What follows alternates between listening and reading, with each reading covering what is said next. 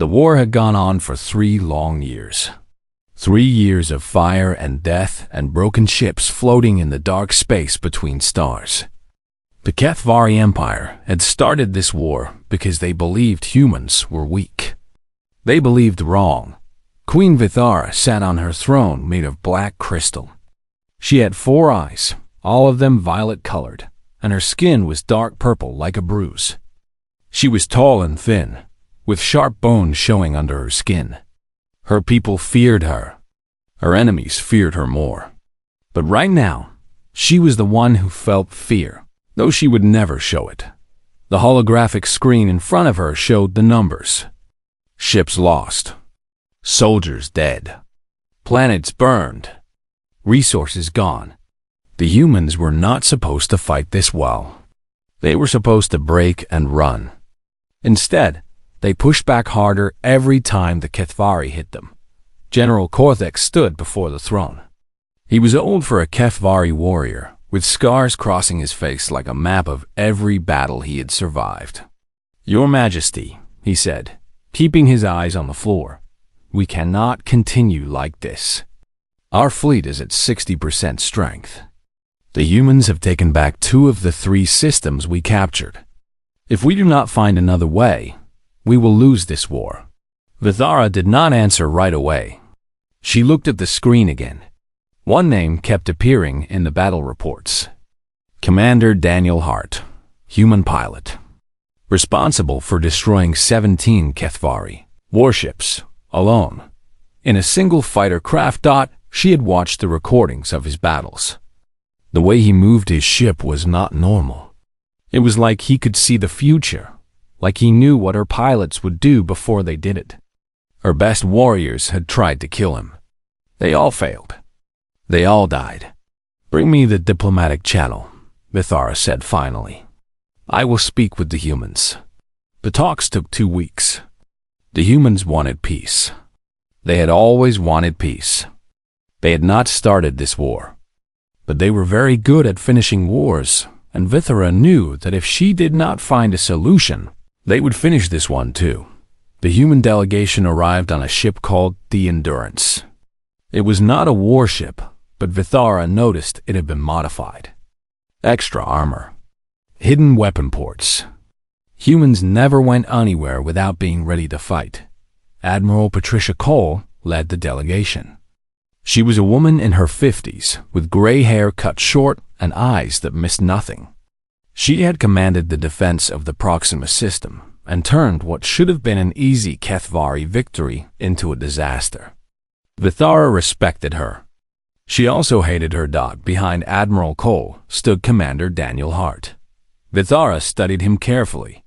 He was not what she expected. He was average height for a human, with brown hair and brown eyes. His face was calm, almost peaceful. He did not look like a monster. He did not look like the deadliest pilot in the galaxy, but she had seen what he could do. She knew what lived behind those quiet eyes.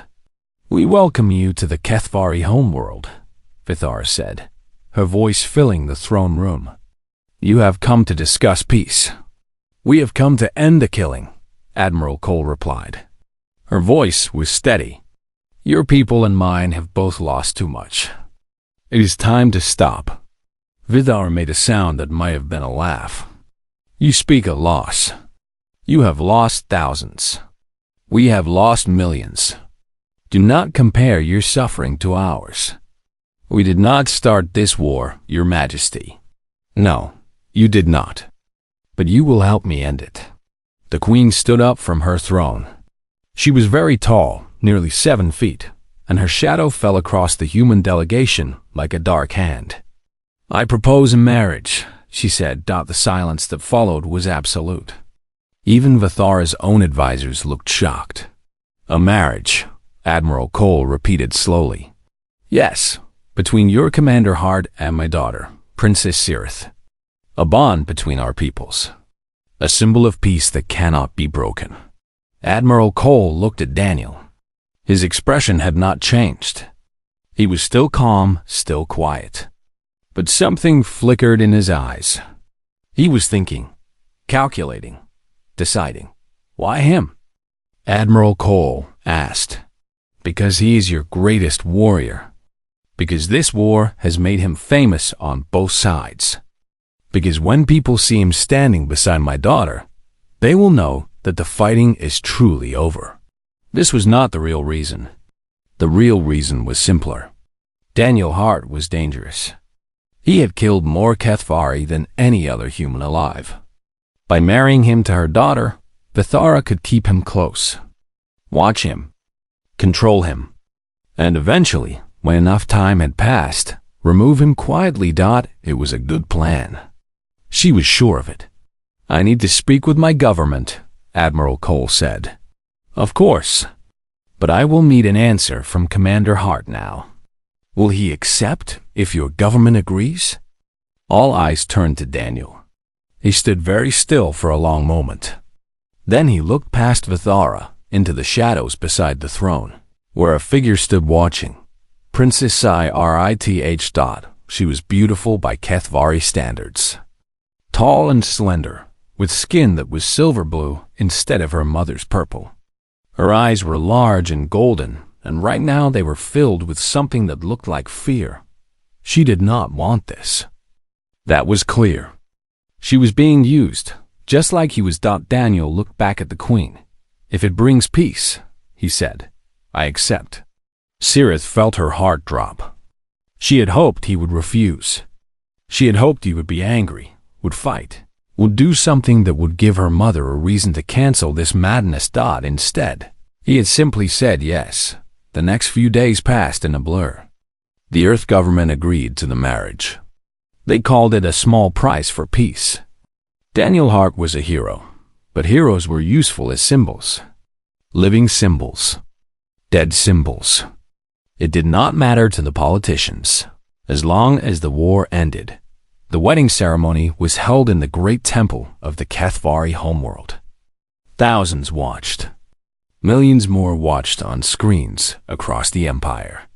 Princess Sirith stood in traditional white robes, her face empty of expression. Daniel stood beside her in his dress uniform, equally blank. The words were spoken. The rituals were completed. And when it was over, Sirith was no longer just a princess. She was the wife of a human. Queen Vithara watched from her seat of honor, satisfaction flowing through her like warm water. Everything had gone according to plan. The war was over. The dangerous human was contained. Her daughter would keep him occupied while Vithara rebuilt her fleet's in a few years. When the empire was strong again, she would deal with the humans properly.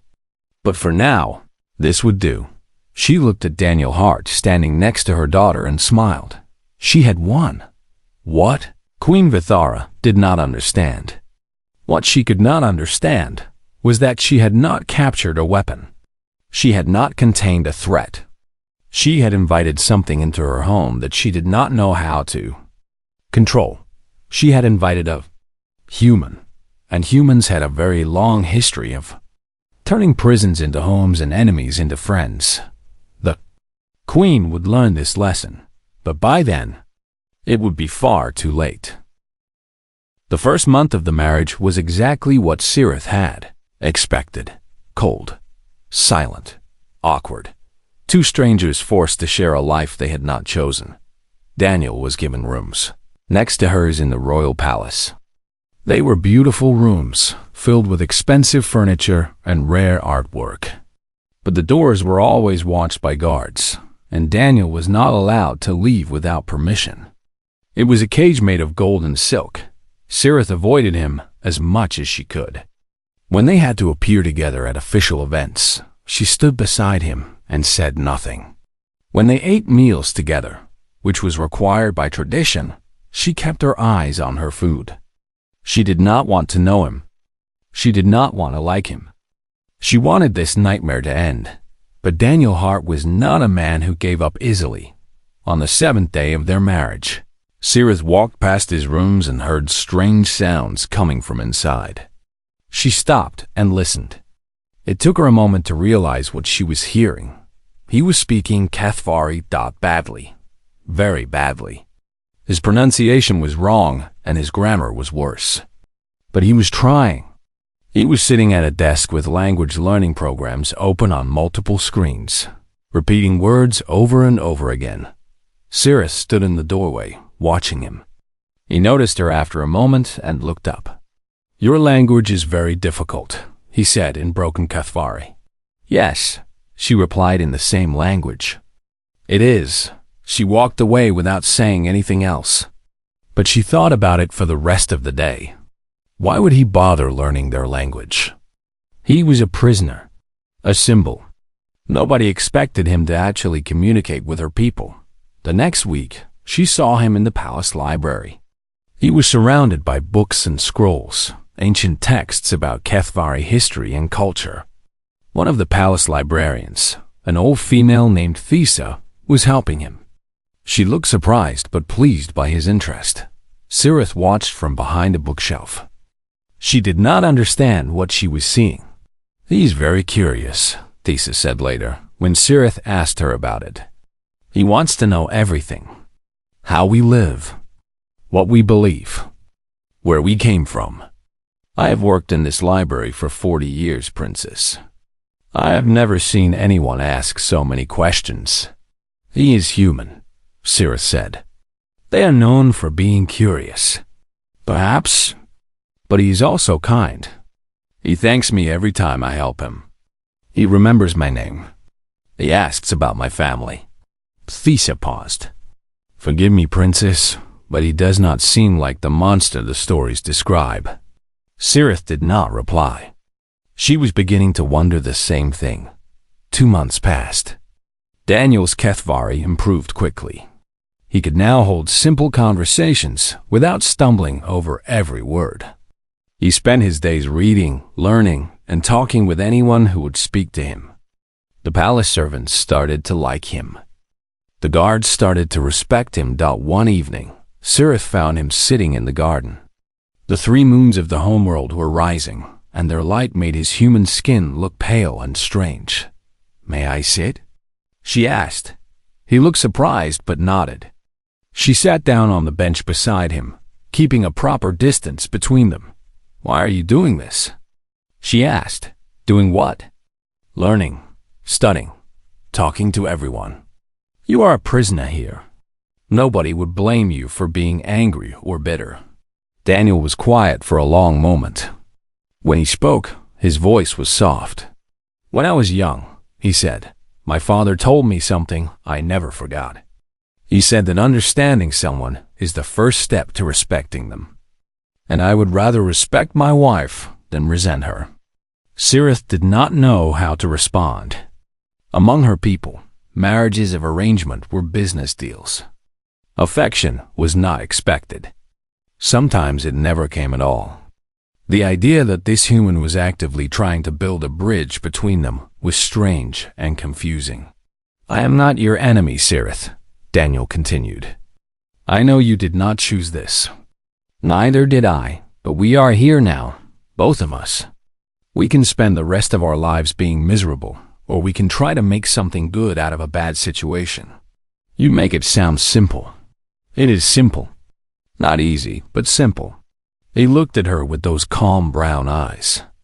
"I am willing to try if you are." Cirith thought about her mother. She thought about the war.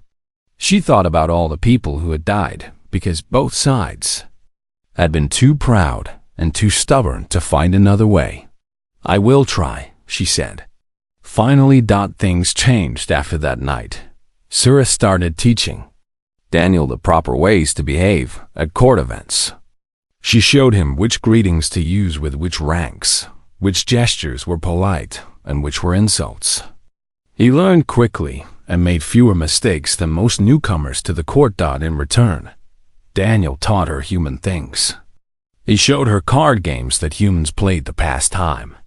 He told her stories about Earth, about oceans filled with water, about rain falling from the sky, about forests so thick you could walk for days without seeing the sun. "Rain," Cirith repeated, trying out the strange human word. "Water falling from clouds. Yes, when I was a child, I used to run outside whenever it rained. My mother would yell at me, but I did not care. I loved the feeling of water on my face. Sirith tried to imagine it. Her homeworld was mostly desert. Water was precious and carefully controlled. The idea of it falling freely from the sky seemed like magic.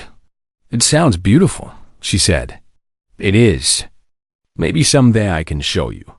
She did not know how to answer that. Someday felt like a word from a dream. But for the first time, she allowed herself to think about it. 3 months into the marriage, something happened that changed everything. They were walking together in the palace gardens when Sirith tripped over a loose stone and fell. Daniel caught her before she hit the ground. For one moment, they were very close, his arms around her, her hands on his chest. "Are you all right?" he asked. She looked up at his face, at the genuine concern in his eyes, and felt something shift inside her. Something she had not expected and did not understand. "Yes," she said quietly. "I am fine." But she was not fine. She was confused and scared and suddenly aware that this human, this enemy, this stranger she had been forced to marry, had somehow become important to her. That night, she lay awake in her bed and thought about his smile, about his kindness, about the way he said her name, like it was something precious. She was in trouble, and far away, in another part of the palace, Queen Vithara was watching the recordings from the garden. She saw her daughter fall. She saw the human catch her. She saw the way they looked at each other. And for the first time, the queen felt a cold spike of fear. Her daughter was supposed to manage the human, control him, keep him docile and harmless. Instead, Sirith was starting to care for him. This was not part of the plan. This was not part of the plan at all. 6 months had passed since the wedding. The palace had grown used to seeing the human prince consort walking through its halls. The servants nodded to him. The guards greeted him by name. Even some of the nobles had stopped looking at him like he was a strange animal. But outside the palace, trouble was growing.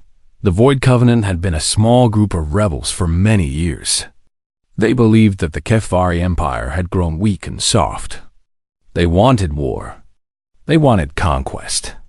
They wanted the old ways, when the Kethvari had ruled through fear and fire. The peace with humans had made them angry. The marriage had made them furious. On a cold morning, news reached the palace that the Void Covenant had attacked 3 colonial outposts on the Empire's outer border. The attacks were fast and brutal. Thousands of Kethvari citizens died in the first hour. More died in the fires that followed. Queen Vithara called an emergency meeting of her war council. The generals gathered in the strategy room, their faces grim. Holographic maps showed the damage. 3 outposts destroyed. Defense forces scattered. Supply lines cut. "We must respond immediately," General Korthak said. "A full assault on their main base. Overwhelming force. Show them that the Empire still has teeth." The other generals nodded in agreement. It was the traditional approach. Crush the enemy with numbers. Accept the losses. Maintain honor. Daniel was not supposed to be at this meeting. He was not supposed to have any role in military matters. But Sirith had brought him, using her authority as princess to override the objections. He stood in the corner, watching and listening. His face was calm, but his mind was working fast. "How many ships will you lose in this frontal assault?" he asked suddenly. The room went quiet. Several generals turned to look at him with anger in their eyes. "This does not concern you, human," one of them said. "The princess invited me, and I am asking a simple question. How many ships?" General Korthak studied him for a long moment. "Our estimates suggest 30 to 40% casualties before we breach their defensive line. That many. War is costly. We are prepared to pay the price." Daniel stepped forward. He walked to the holographic map and studied it closely. The generals watched him with suspicion, but no one stopped him. "May I suggest an alternative?" he asked. Queen Vithara, who had been silent until now, spoke. "You are a pilot, Commander Hart, not a strategist. What could you possibly know about fleet operations? I know that humans have been fighting wars against superior forces for all of our history. We rarely win by hitting harder. We win by hitting smarter." He touched the holographic display. New markers appeared, showing points along the Void Covenant's supply routes. Your generals want to attack their main base directly, but their base is heavily defended because they know you are coming. They have been preparing for exactly this response. Daniel highlighted 3 locations on the map. Their supply lines run through these points: fuel, ammunition, food. If you hit these locations first, their fleet cannot sustain a long defense. They will have to scatter to protect multiple targets. Then your main force engages smaller, separated units instead of a unified fleet. The generals looked at the map. Some of them frowned. Others looked thoughtful. "This is unusual," Korthak said slowly. "It is human," Daniel replied. "We call it divide and conquer. It is one of the oldest strategies in our history. And if we are wrong, if they do not scatter, then you proceed with your original plan. But you lose nothing by trying mine first." Queen Vithara watched this exchange with narrowed eyes. She did not like the humans speaking in her war council. She did not like the way her generals were actually listening to him. But she also could not ignore the numbers: 30 to 40% casualties. That was not a victory. That was barely survival. "We will try your strategy, Commander Hart," she said finally. "But if you are wrong, the blame will fall on you." "I understand." The attack was launched 2 days later. 3 small strike forces hit the supply points simultaneously. The Void Covenant commanders panicked. They had not expected this. They had prepared for a direct assault, not a tactical operation against their support network. Just as Daniel predicted, they scattered. Their fleet broke into smaller groups, racing to protect the supply routes. And when they did, the main Kethvari fleet struck. The battle lasted 6 hours. It was not even close. The Void Covenant lost 80% of their ships. Their leaders were captured. Their remaining forces surrendered or fled into deep space. Kethvari casualties were less than 10%. It was the most successful military operation in 30 years. When word reached the palace, the celebration was immediate and loud. Nobles who had criticized the human yesterday now praised him today. Officers who had looked down on him now treated him with respect. General Korthax came to Daniel personally to offer his thanks. "I have commanded fleets for 4 decades, the old general said. "I have never seen a battle turn so completely. You saved thousands of Kethvari lives today, Commander Hart." "I did what any soldier would do," Daniel replied. "I found a way to win." Sirith found him later that evening, standing alone on a balcony overlooking the city. The lights below were bright with celebration. Fireworks exploded in the sky, marking the victory. "You did something amazing today," she said, standing beside him. "I did something necessary. There's a difference. Perhaps. But my people will remember this. They will remember that a human saved them." Daniel looked at her. In the light of the fireworks, her silver-blue skin seemed to glow. "I did not do it for your people," he said quietly. "I did it because it was right. And because..." He stopped. "Because what?" "Because this is my home now. You are my family now. I will do whatever I must to protect what is mine." Sirith felt her heart beat faster. Kethvari had 3 hearts, and all of them were racing. "You consider me family? I consider you more than that." He took her hand gently. "I know this marriage was forced on both of us, but somewhere along the way, it became real for me. I care for you, Sirith. More than I should. More than I expected. She did not pull her hand away. She stepped closer instead. "It became real for me too," she whispered Dot in that moment. Standing on the balcony with the sounds of celebration around them, the princess and the human pilot were not just symbols of peace anymore. They were something much more dangerous. They were partners. And watching from the shadows of a nearby room, Queen Vithara saw everything. She saw her daughter holding the human's hand. She saw the look in Sirith's eyes. She saw what she had feared most coming true. Her plan had failed. The human was not contained. He was not controlled. He was becoming exactly what she had tried to prevent. He was becoming powerful. Dot and her daughter loved him. The queen turned away from the window, her mind racing. She had to do something. She had to find a way to separate them, to remind her daughter of her duty, to put the human back in his place. But even as she planned, a small voice in the back of her mind whispered a terrible truth. It was already too late. The victory against the Void Covenant changed everything. News of the human prince consort's strategy spread across the empire like fire. People who had never seen Daniel Hart now spoke his name with respect. Soldiers who had fought in the battle told stories about the plan that saved their lives. Children played games where they pretended to be him. Daniel Hart had become a hero. Queen Vithara hated it. She sat in her private chambers with her most trusted advisor, a thin female named Counselor Vex. The recordings from the past week played on a screen before them.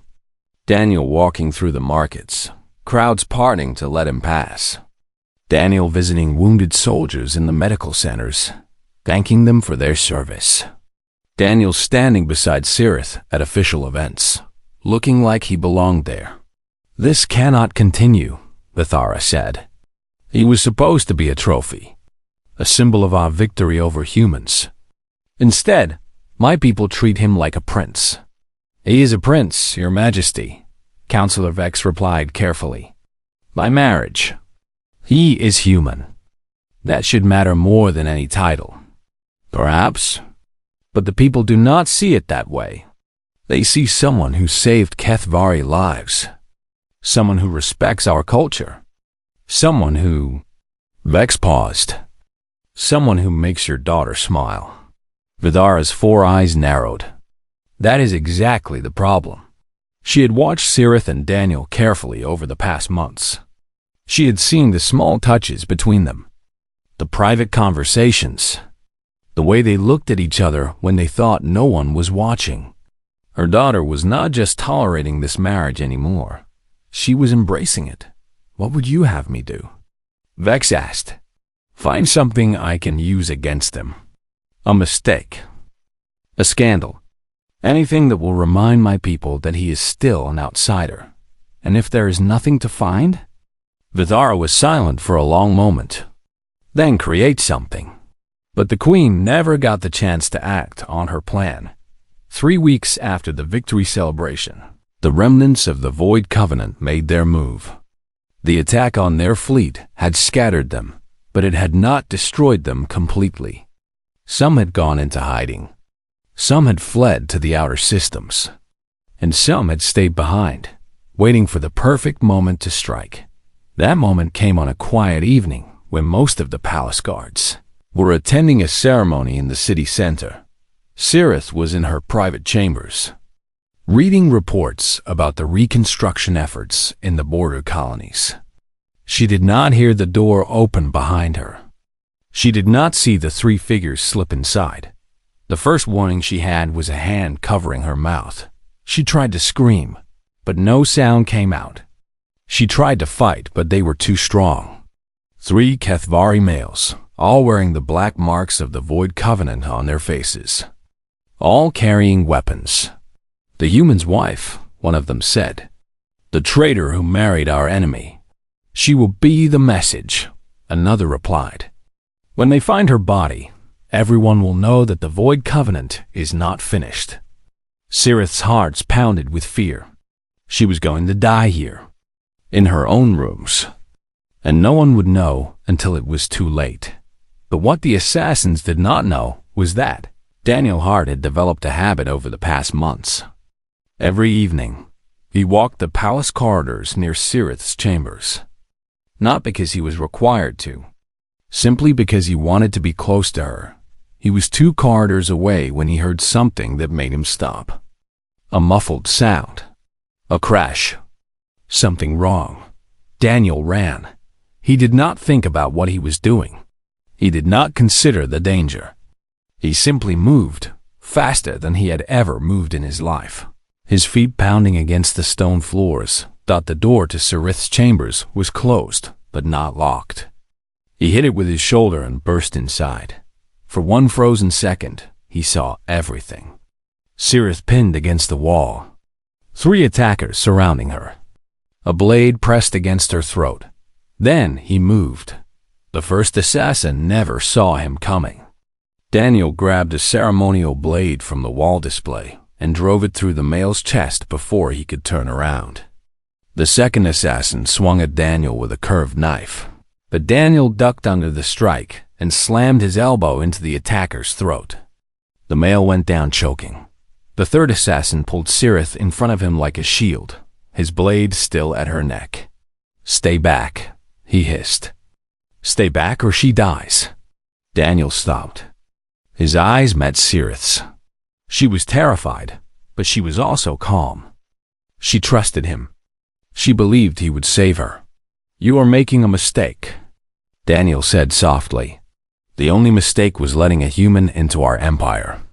"No, your mistake is thinking I would let you hurt her." The assassin laughed. "What can you do?" "Move and I will cut her throat before you take a step." Daniel looked at him. Really looked. And he saw what he needed.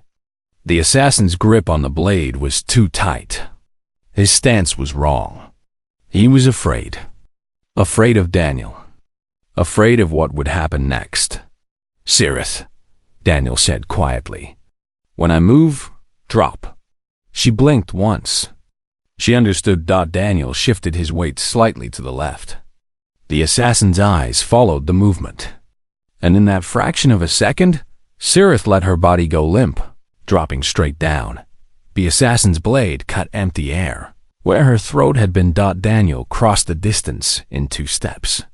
His hand caught the assassin's wrist and twisted hard. Bones cracked. The blade fell.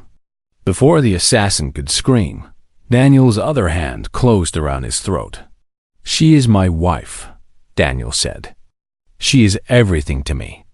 And you tried to take her from me." The assassin tried to speak, but no words came out. Daniel's grip tightened. "I want you to know something before you die. I want you to understand what you were dealing with."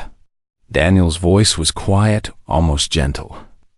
"Humans do not fight because we enjoy it. We fight because we have people we love. People we would do anything to protect. You attacked the person I love. That was the last mistake you will ever make."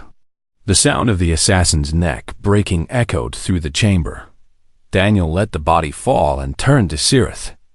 She was still on the floor, shaking, her golden eyes wide. "Are you hurt?" he asked, kneeling beside her. "No, I am not hurt. You came. You came for me. I will always come for you."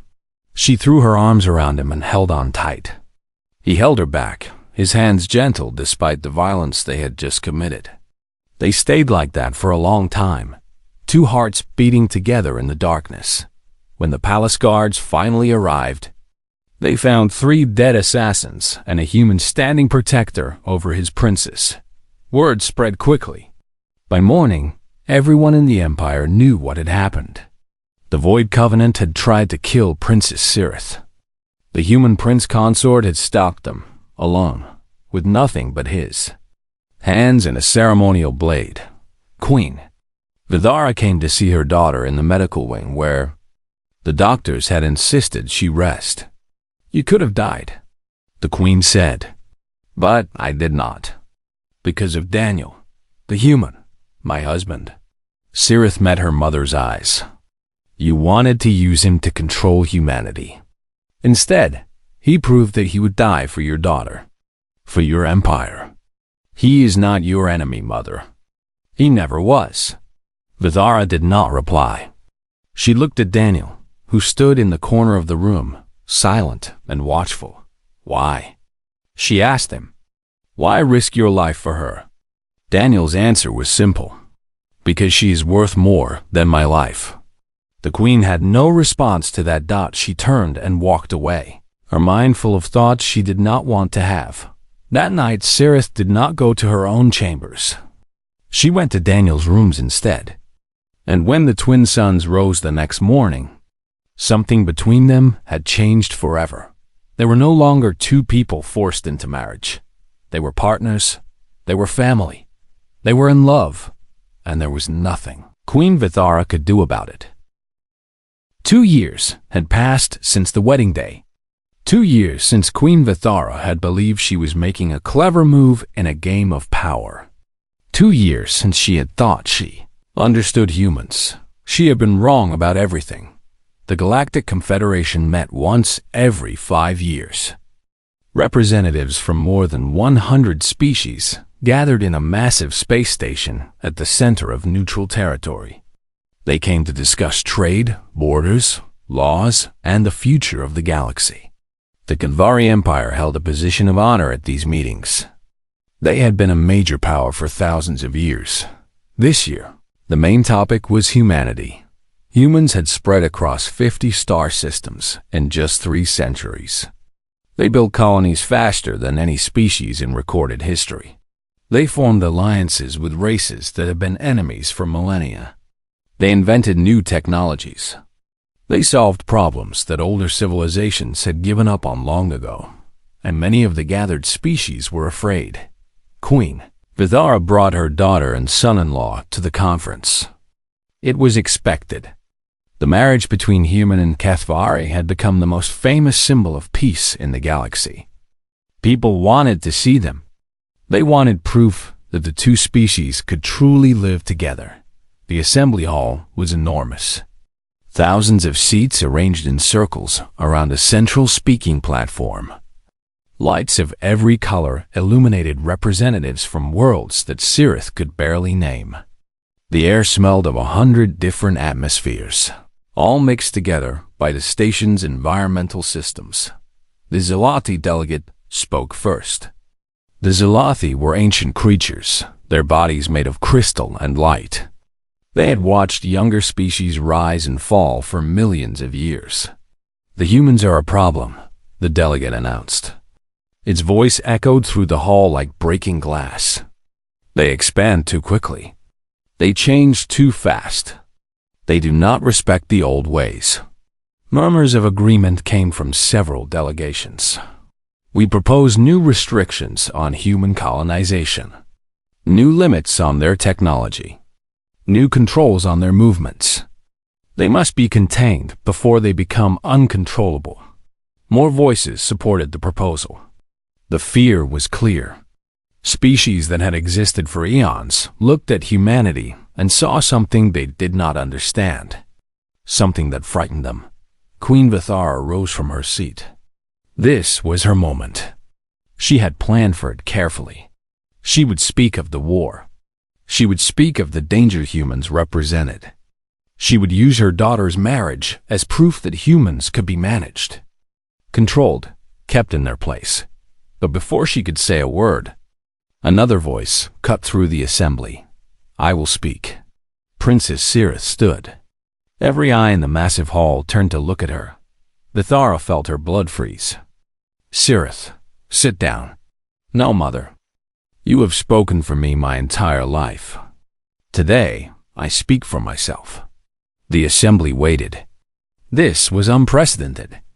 A princess interrupting her queen. Tradition demanded silence. But Sirith walked forward to the speaking platform anyway, her silver-blue skin shining under the lights. You speak of containing humans, she said, her voice clear and strong. You speak of them as though they are a disease to be quarantined. I understand your fear. I understand your fear. I once shared it. She paused, looking out at the gathered representatives. 2 years ago, My mother forced me to marry a human. I did not want this. I was afraid of him. I believed everything my people had told me about humans. That they were violent, dangerous, unpredictable. I expected to spend my life managing a prisoner, not sharing it with a partner. Sirith looked back at Daniel, who stood quietly behind the HFY delegation. What I found was something different.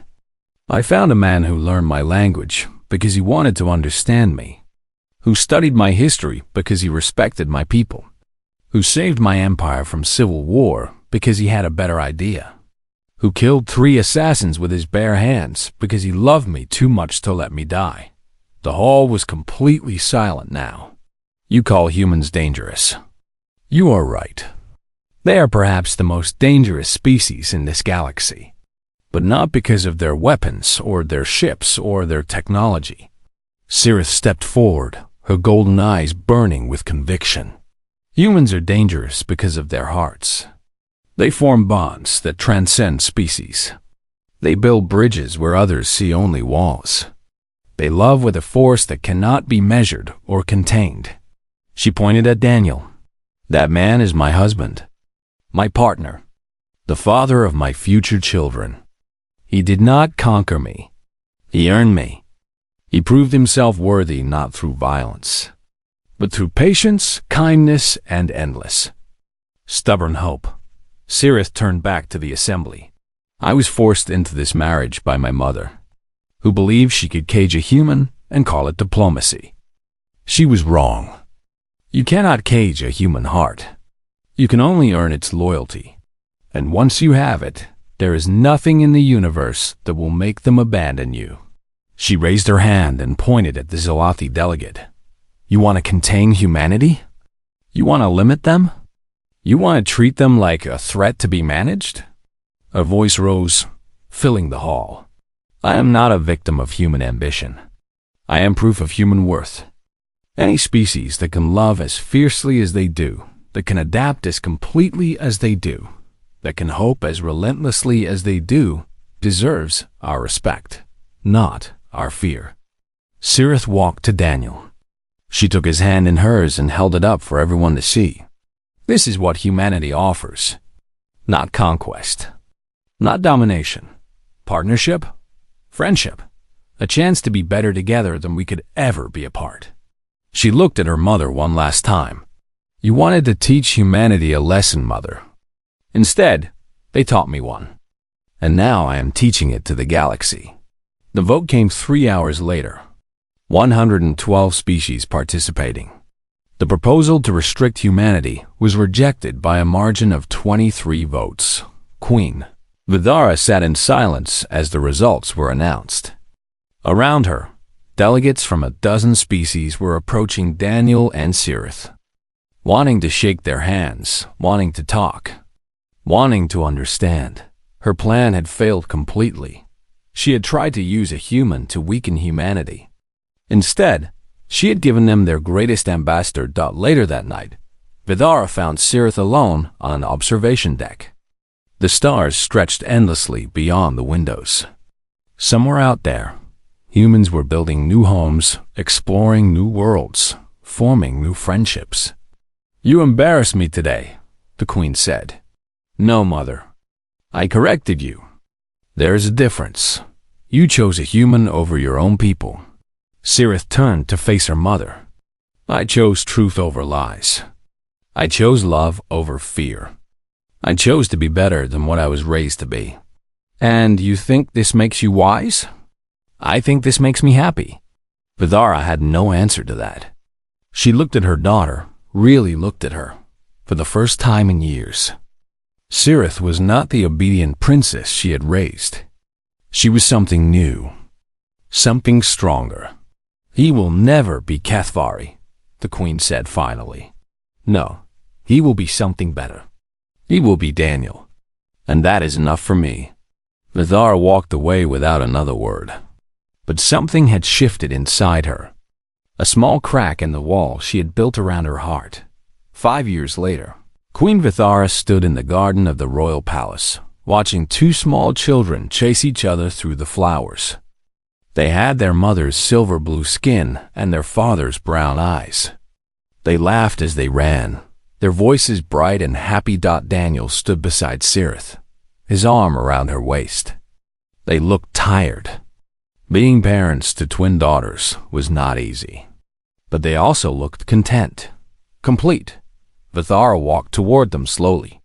The children noticed her and stopped running. They were not afraid of her anymore. She had made sure of that. "Grandmother," the older twin said, "will you play with us?" Vithara looked at the small face, looking up at her. Human eyes in a HFY face. The future of two species, mixed together in two little girls. "Yes," she said quietly. "I will play." She took their hands and let them lead her through the garden. Behind her, she heard Daniel speak softly to Cirith. "Your mother is smiling. I know. It took 5 years, but she finally understands." "Understands what?" Cirith leaned against her husband and watched her mother playing with their daughters. "That love is not a weakness. It is the strongest force in the universe. And humans taught us that." Daniel kissed the top of her head. "Humanity does not conquer through strength alone," he said. "We conquer through love. And there is no force in the galaxy that can stand against it." The queen and the children laughed together under alien suns. And somewhere, across the stars, humanity continued to grow. Not through war, not through fear, through the simple, powerful act of caring about others. This was humanity's greatest weapon, and the galaxy was finally beginning to understand.